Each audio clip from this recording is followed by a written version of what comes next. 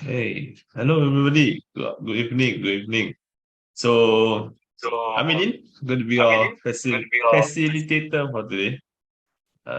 Wait, yeah. Please, you can off your mic. I can hear myself. Oh, sorry. Okay, so for today's COP, the coach we're going to talk about will be Ryan's activity coaching. Okay, so before we start, okay, so I think you all have been given some articles to read about. So let's start off with that. Let's talk about the article that you've read about. Okay, so maybe you can start with Matthew. All right, Matthew. Okay, yeah. Okay. Can you hear me, So right? good evening. Yes. All right. Okay. So to start off this COP for today, so you have read about ethical. So what I would like to know more about ethical would be what was your article about, and then how have you benefited from the article? What have you learned from the article? Okay, yeah. So my article was generally just like about like feedback and like how to give, what kind of feedback should we talk about, and how do we know that like our feedback has gotten through to like our athletes. So honestly there's a lot to talk about. So I'll try to like summarize it because honestly I could go on for like the whole Zoom meeting about what it was about. But yeah, generally there were three main points. So the first part is about thinking and learning about feedback. Essentially it's like the role of what feedback is supposed to be.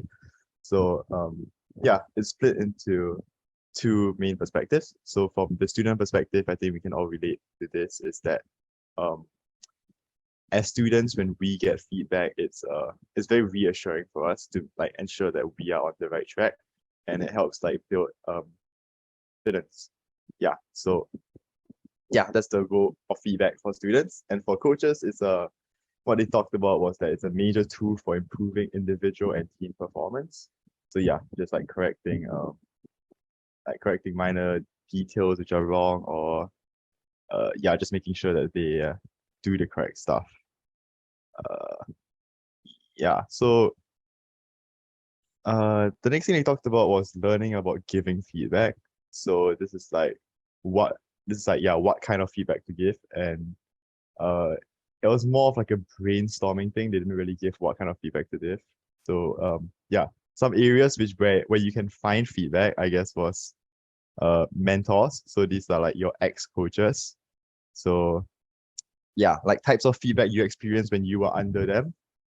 This is more so like the good stuff that you got from them. And then the other thing is shortcoming of former coaches. So this is more or less the same thing. It's just that it's now like the bad stuff from those coaches. Yeah. Then the final one is peer learning. It's literally just like, I guess, what we're doing right now. So we just bounce ideas off each other to find some effective feedback and yeah, whatnot. Okay, yeah. Then the second point is providing feedback.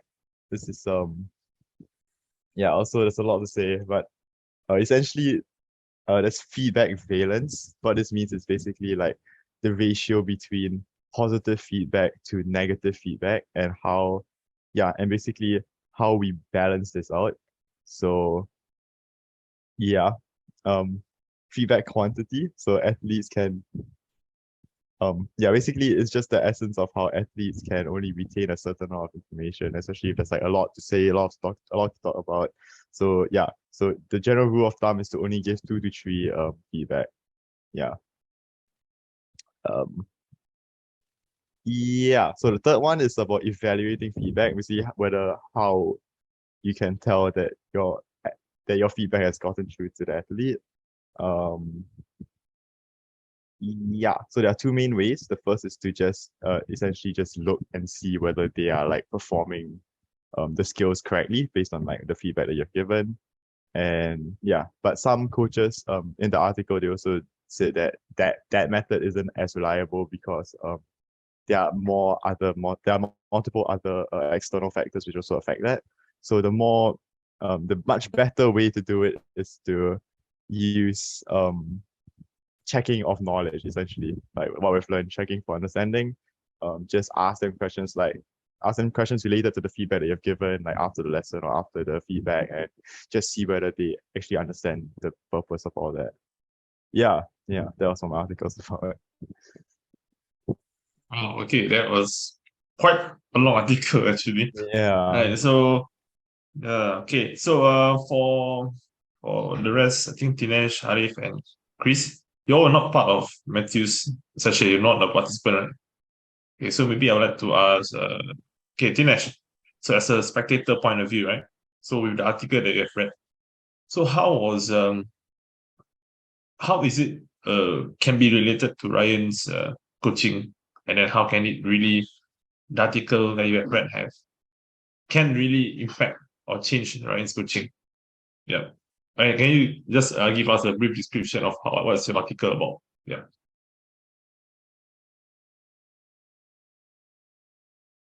Okay, from the article that I've read, I think there's different type of coaching techniques that you can put in through to keep your participants more engaged. So from what I've read is uh, a combination of group and individual coaching appears to be the most effective approach for enhancing instructional practices. So what I guess Ryan could do, and I guess I saw Ryan doing was, he gathered the group and gave his feedback on how they were doing, and he also went to each individual and try to see if there's things where they can do better. So I think that's what Ryan did well in.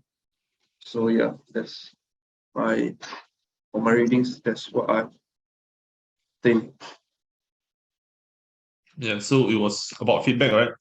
Right. Yes. Yeah.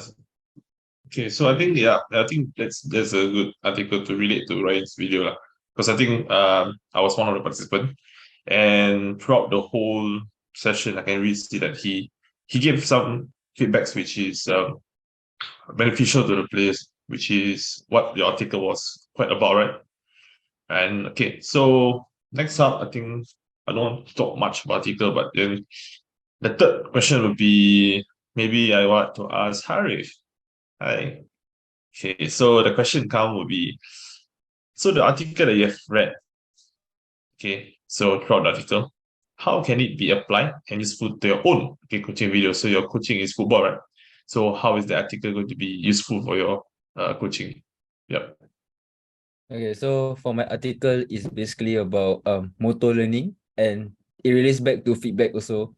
So to brief up the whole article in very short form is that we coaches we have to observe the athletes or players motor skills first before we give feedback. So maybe they have their own ways by their environment.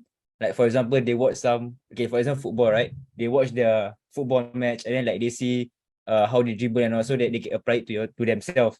So from that, we have to observe first before we give feedback. So for such, there are like two models such as psychological and ecological. So I'll start with psychological, whereby psychological is that we give them tasks specifically on what they must do, and then ecological is basically the same, but there's a negative to it whereby the reduction of degrees of freedom. That means that they don't have the freedom of doing anything they want to do. So yeah, so how do I apply this in my own coaching session is by maybe there will be beginners that who just started playing football, dribbling, because dribbling is as an essential skill in football, right? So beginners may find it difficult, so I may not be able to straight away give feedback to them, because I have to let them try it out themselves first and then explore how to do it by themselves. Then from there I can give feedback. So from there they will learn what is the proper way, and then like whenever they explore, they will think that, oh, the things I'm doing here is like not as proper as what the coaches want. So maybe by looking out at their skills first, like thoroughly, and then from there we give them feedback. So that's how I will apply my theory to this coaching session. Yeah, I think that's a very good sharing amount from Harif. Okay, I think you really did a very good job in understanding the article. So good job on that. All right. So Okay, I think we should move on. Okay, let's talk more about Ryan's coaching video. Okay, so we all started with Ryan. So Ryan's coaching video. Okay, so Ryan did today was dodgeball. So in his session today, he started off with introduction where he what he did was that he showed videos, okay, a short video of 10 seconds on how to throw, how is the throw it can be done in dodgeball. Okay, and then he also started off with the players, lining up the players in a straight line and then trying to pair them up and then ask them to throw without the ball and then proceed with the ball. So that was part of the Genta taxonomy. Okay, so from 1A to I think 1C, if I'm not wrong. Yeah. Okay, so maybe I would like to ask first the coach itself, okay, Ryan. So how do you feel about Rina? What do you feel that was something good or something bad about your introduction, your induction, or your scaffolding? Yeah. Overall, from my thoughts of the introduction and all that, right? Actually, the introduction was I feel like it was quite well done because I managed to get them engaged, and like the set induction part, the video, right? Actually, like got them to be even more engaged because like once you look at the video, right, you will have like an interest and like you want to execute what is shown in the video as well. So it's like it captures your attention. But one thing I noticed that was missing was the safety checks. Yeah, only at the end of the whole session, then I realized that Ming Jie was actually wearing a watch. Yeah, and actually safety check is very important. And with the fact that safety check wasn't done, it is not a good thing. Be it whether the marks is regarded inside or not. Like as a coach, personally, like it's not safe. Like what if later he get hurt or anything? Yeah. Then other than that, my introductions maybe it took a bit too long. Yeah, which made my overall time duration to exceed by like around 20 seconds, I think. Yeah. So, but overall, the introduction itself, I think I managed to get them involved. Then the KCPs given was also quite easy to understand. Yeah. Yeah, correct. Actually, because I was one of the participants, so I'm not really a dodgeball player, so I've never really played dodgeball properly. But recreationally, yes. So when attending Ryan's session, it was a good start to a new sport, in a way, new sport for me. And it wasn't really a quick jump; it was a slow jump. So he started off slowly, and then he proceeded with the other things progressively. So I think that was fine. That was good. And the KCP as well. So the KCP was FRF, okay, feet forward, and then followed by follow through, which is followed by the rotation of the hit. And then we lastly will be the follow through. Okay, so this is the KCP, FRF. So maybe I would like to ask Chris. Okay, Chris. So with this FRF key coaching points, okay, how do you feel? And for example, as a participant, do you feel that it's a good cues? Yeah, I think they were great. FRF is very easy to remember. It's quite simple and it rolls off the tongue quite well. Yeah, and the cues when you verbalize them out, they're also not very long. Yeah, so it's quite good, easy to remember for someone who just beginning a new sport like dodgeball. Not many people know, like they know that dodgeball is just throwing the ball at someone, but they don't really know what the actual technicalities and the correct form is going into throwing the ball. So having a nice short FRF KCPs is really good to summarize it up for a beginner and for them to learn the good and more efficient technique. So it's good. Yeah, correct. And the use of acronyms as well is what I think the last COP we mentioned about it as well. I think in this case, FRF, I think it's a really good, in a way, catchy phrase as well for new athletes. So FRF, okay, good one. Right. So yeah, let me start about the first part, which is the questions. Okay, so what Ryan did was also he started off with asking the players what is dodgeball. So he received some answers, and then I think the answers were quite relevant to what he wanted to teach. And also he also asked us to perform what is the overhead throw and everything. So I think that was a really good and slow introduction from Ryan. Okay, so we are done with the first dream, which is throwing with the ball.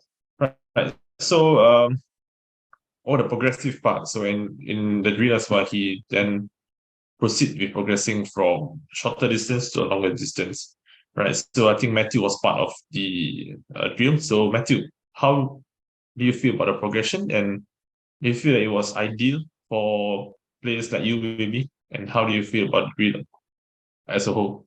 Yeah.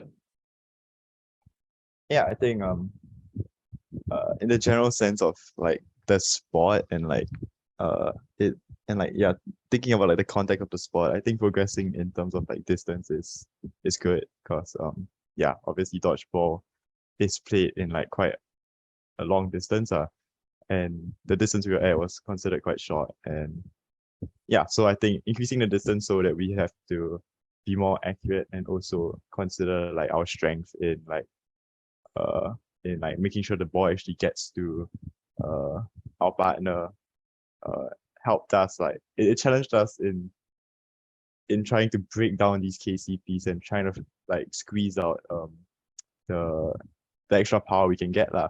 So like personally for me, it made me go to rotation or look to rotate faster, look to rotate more to produce more energy. So yeah, I think in that sense, the progression was good and it was very relatable to the sport. So yeah. Yeah, actually, yes, correct. It was quite relatable. And maybe just now, my partner was John. Okay, so at the start, really, he threw the ball very far. I think it was the first row, but then I think slowly he was okay. He adapted to the KCP, and then he started to really improve on his throwing skills, and then the progression as well. He was able to do it in a way.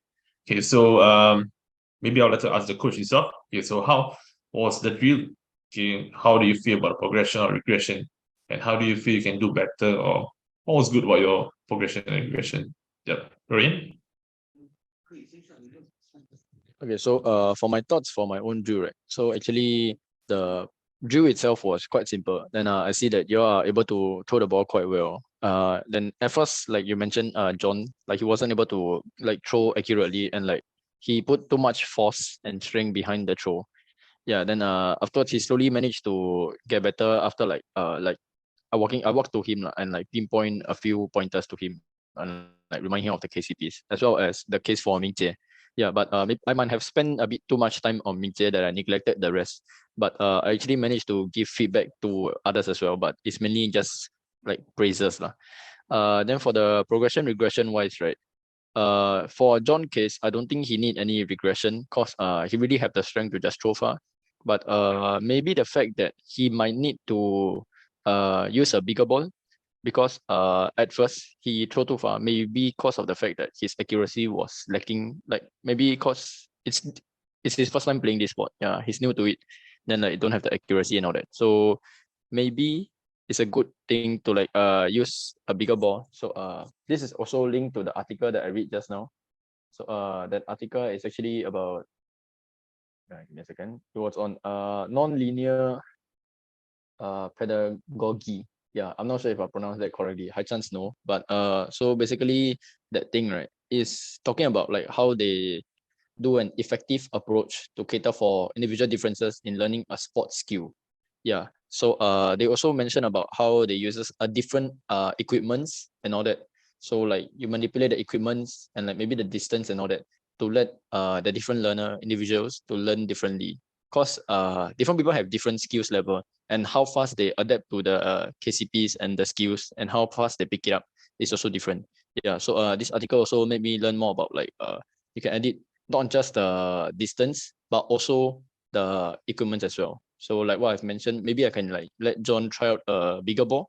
So once he get more accuracy, then he can shift down to smaller balls. Likewise for Ming Jie and Kevin, then Safi and Matthew as well.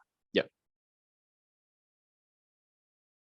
Yeah, that was a really good sharing. I think the article really help you in a way with that drill lah. Okay, so something that we can learn from what Ryan shared just now was that I think not for Ryan only, but I think for everyone also.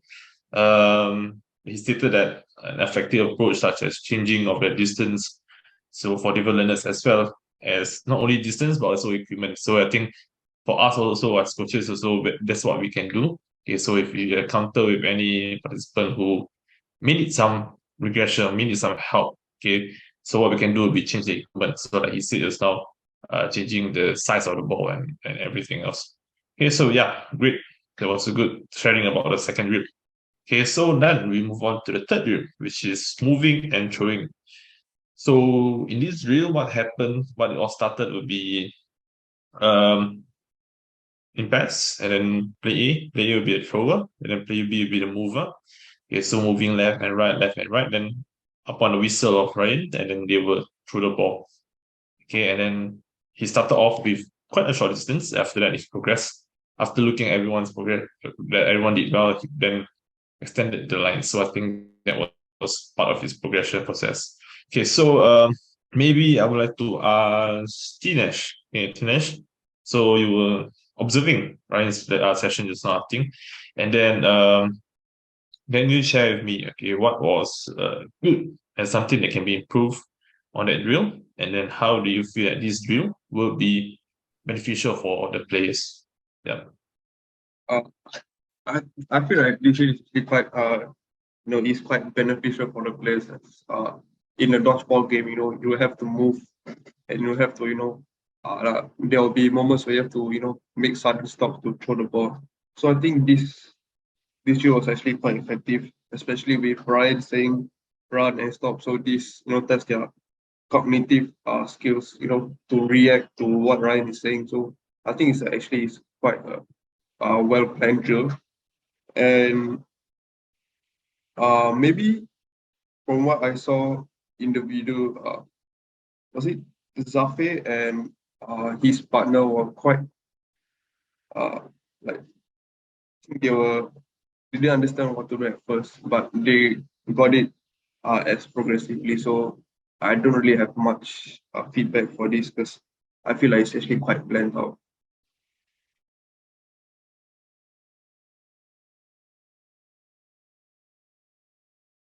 Oh, okay. So yeah, I think was besides Zafi, his partner, I think he really did well in that drill. Okay, so I can say that the drill was catered in a way that is suitable for people of any ability. Lah. Okay, so that was a good thing about that drill. And as well as it wasn't really hard to understand, and it wasn't really hard, and it was concise, and then it was really a simple drill that will teach you a lot of skills. Lah. Okay, so maybe I have to ask Chris maybe. Okay, so from a spectator point of view, you were looking at the players performing the drill. So how, as a spectator point of view, how do you feel the drill went about, and how do you feel that it can really what are things you think can improve from the drill itself, or is there anything that you feel a little bit lacking in the drill?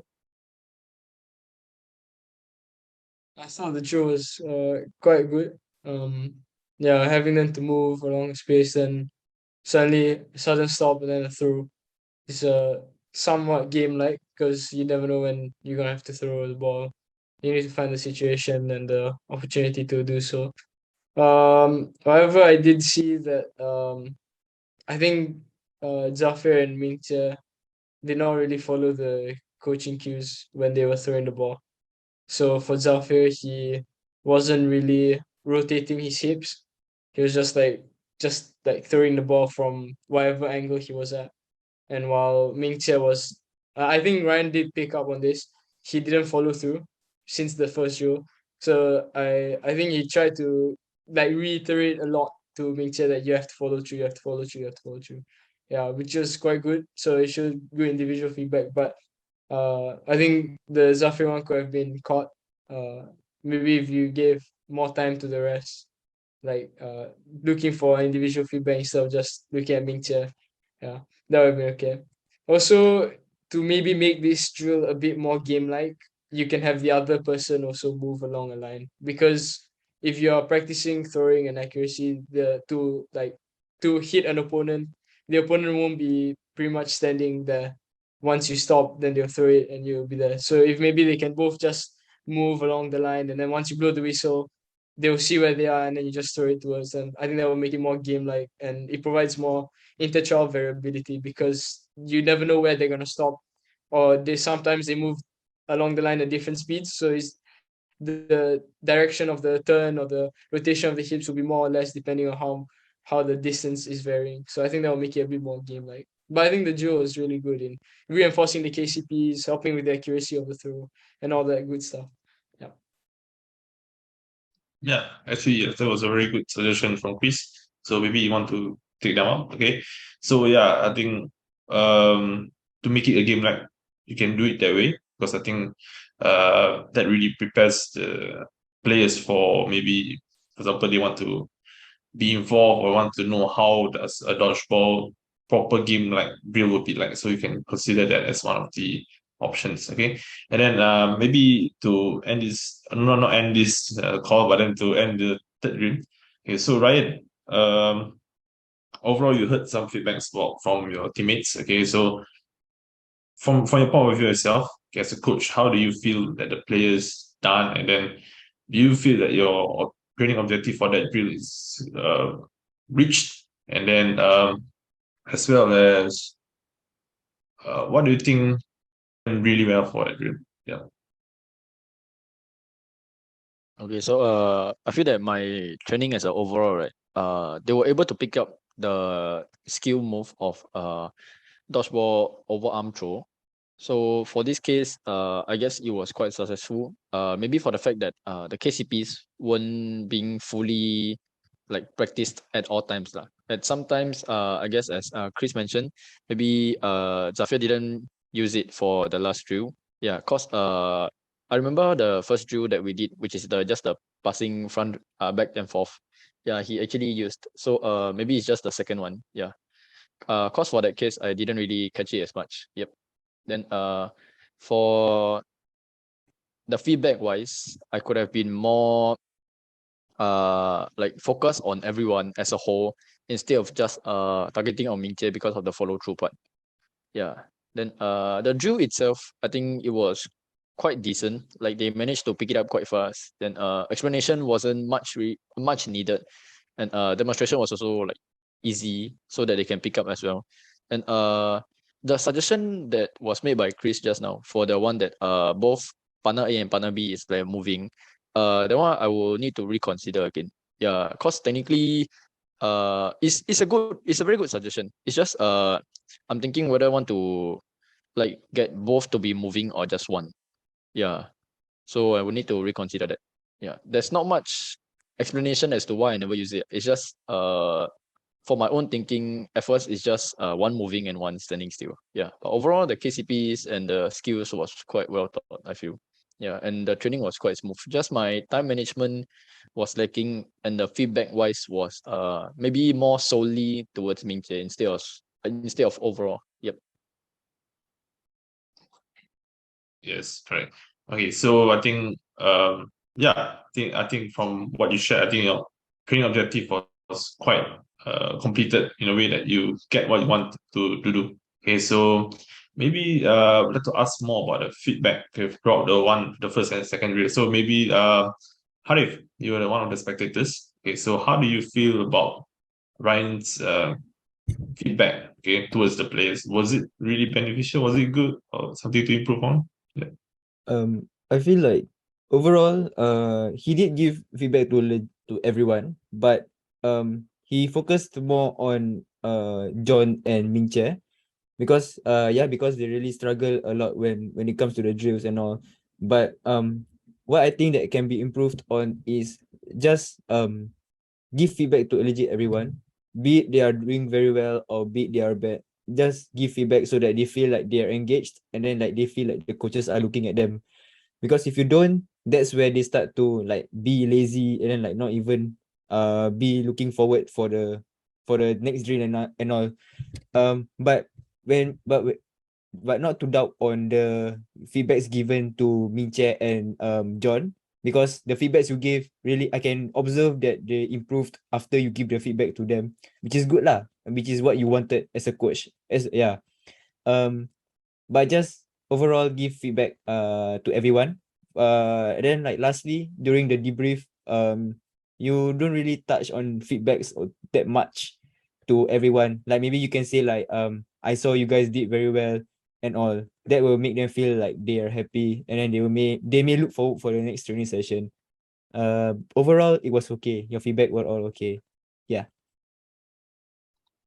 Right. I think that was really convincing. Okay, especially when the spectators say that you have been doing very well with feedback. Okay. So and another thing would be the assessment wise. Okay, I feel that you made a very good effort in trying to assess how the players did and review what was their performance like.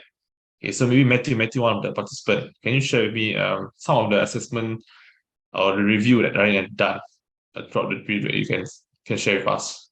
Yep, which is good or something to be improved on. Yeah. Wait, when assessments, you're talking about like consecutive throws, like before he progresses it? Like for each Yeah, task? like for example, player was able to throw it Yeah, yeah. well. How do he review that? Yeah. Yeah. I think it was good. So like I guess for the first drill, before we even like touched the ball, I think it was good that he, gave us some time to throw on or like practice the KCPs. And then afterwards, he gave us like 5 good throws. Then once we showed that we knew how to execute KCPs properly, then like he made us pick up the ball. And then when we picked up the ball, he didn't like go straight away to like a assessment or anything, but he gave us like some like in a sense free time. Like it's still within the drill, but it's still like time for us to just throw around to our partners. So this way gives us like time to play around to KCP with the ball this time and like just have a general feel of it.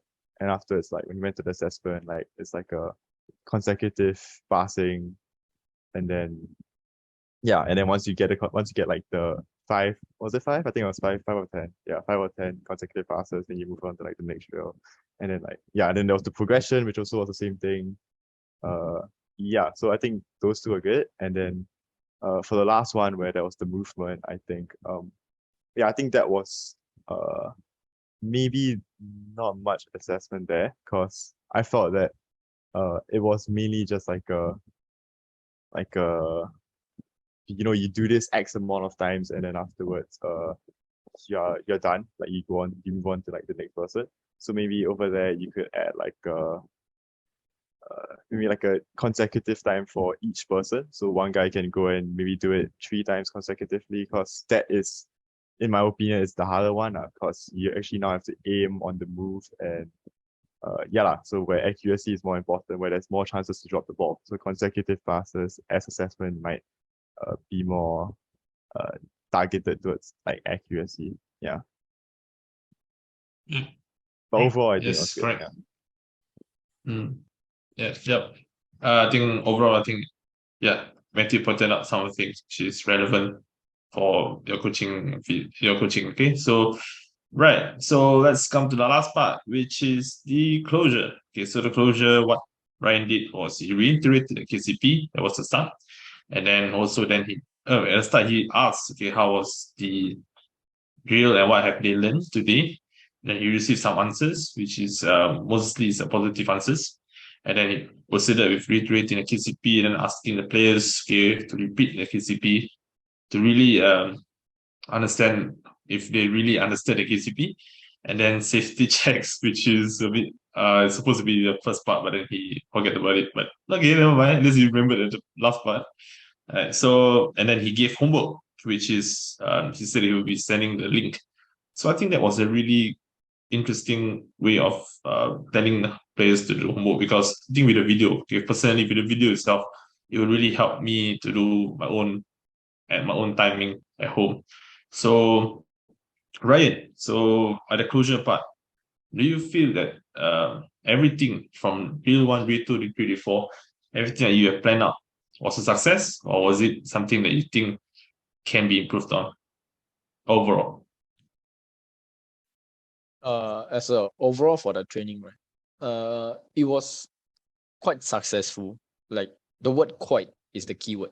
Because of the fact that my feedback wise, right, it legit could have been done better. Cause like as Harif mentioned just now, if you didn't give plenty of attention to almost all of them, they might start to like joke around, fool around, and all that. Then along with the fact that my feedback was like too focused on like 2 or 3 of them. Yeah. Then and which caused like Zafir to actually didn't do the hip rotation. Yeah. But as a whole, I could have planned my format better by at least remembering the fact that safety check. Cause I mentioned it from the start of the meeting that safety check is very important. Yeah. So for that part, safety check need to keep in mind to bring it up the next time. Yeah. But as a whole, I think it was quite successful. Yes. Okay, good job for that good planning that made it successful. Okay, so yeah, I think as a participant itself, I think I felt that it was really I benefited something from surely I benefited something from the drill and then session as well. So I really hope okay you can take some of the feedbacks from Chris, Harif, and Tinesh, Matthew as well to really enhance your coaching. Okay, so oh yeah, and the closure was really simple and concise. Nothing very confusing at all. So it was very good. Okay, so as a whole, I was quite happy with that as a participant as well. Okay, so anything else? Anyone want to add anything else? Want to share? No. No. Yeah, Okay, very good, very just good. just in Yes. case I have to share my article. I just say real quick. Basically the article was on like vibrotactile feedback. So vibrotactile is basically like feeling sound. How you feel sound is basically vibration. So when something vibrates and you feel it on your hand, that is vibrotactile. It cannot be applicable here in any way, shape, or form. And the way and the study that it was done in the article, it was done through three electric databases, and they actually studied the effects of this kind of feedback on the athlete's performance. But the actual result at the end, they found out that there was literally no effect of vibrotactile feedback. So using vibrotactile feedback does not really improve or deprove the ability to acquire or learn a new motor skill. Hence, not really applicable here because there's nothing sound vibration in dodgeball. I just want to point it out just in case Dr. Girl thought I didn't read my article, but I did. Okay, no worry, no worry. Yeah, Yeah, that's it. it was a good knowledge for the Bible something. Okay. So yeah, hope Vibrotactile you guys have feedback. a Bible Tech. Sorry. Okay, so I hope everyone had a good sharing session, and yeah, have a good weekend. COVID, Bye bye. COVID. Bye bye, COVID.